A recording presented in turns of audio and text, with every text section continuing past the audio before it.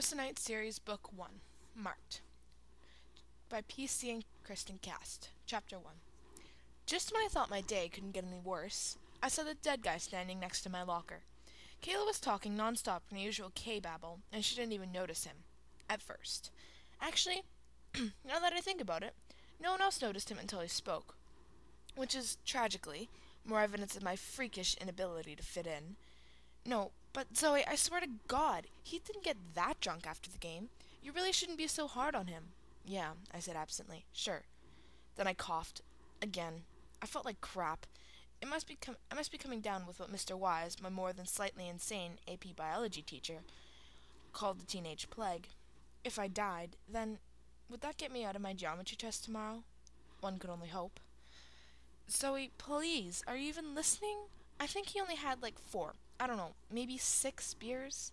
Maybe like 3 shots. But that's totally beside the point. He probably wouldn't even have had hardly any if your stupid parents hadn't made you go home right after the game. We shared a long, suffering look in total agreement about the latest injustice committed against me by my mom and step-loser she married 3 really long years ago. Then, after barely half a breath, Kay was back with the babbling. Plus, he was celebrating. I mean, we beat Union. Kay shook my shoulder and put her face close to mine. Hello, your boyfriend. My almost boyfriend, I corrected her, trying my best not to cough on her. Whatever. Heath is our quarterback. So of course he's gonna celebrate. It's been like a million years since Broken Arrow beat Union. 16. I'm crappy at math, but Kay's math impairment makes me look like a genius. Again, whatever. The point is, he was happy. You should give the boy a break.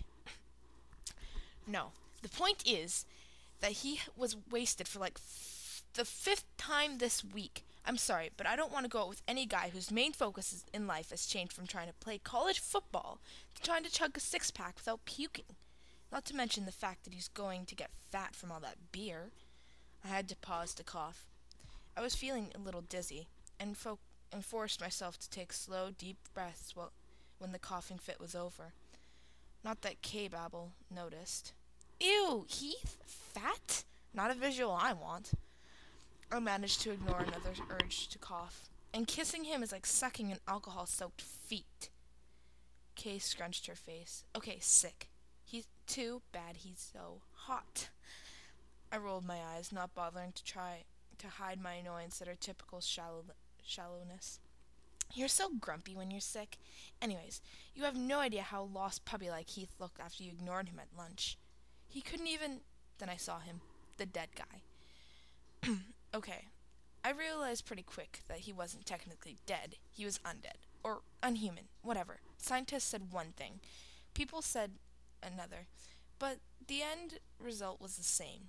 There was no mistaking what he was, and even if I hadn't felt the power and darkness that radiated from him, there was no frickin' way I could miss his mark, the sapphire blue crescent moon on his forehead, and the additional tattooing of entwining knotwork that framed his equally blue eyes.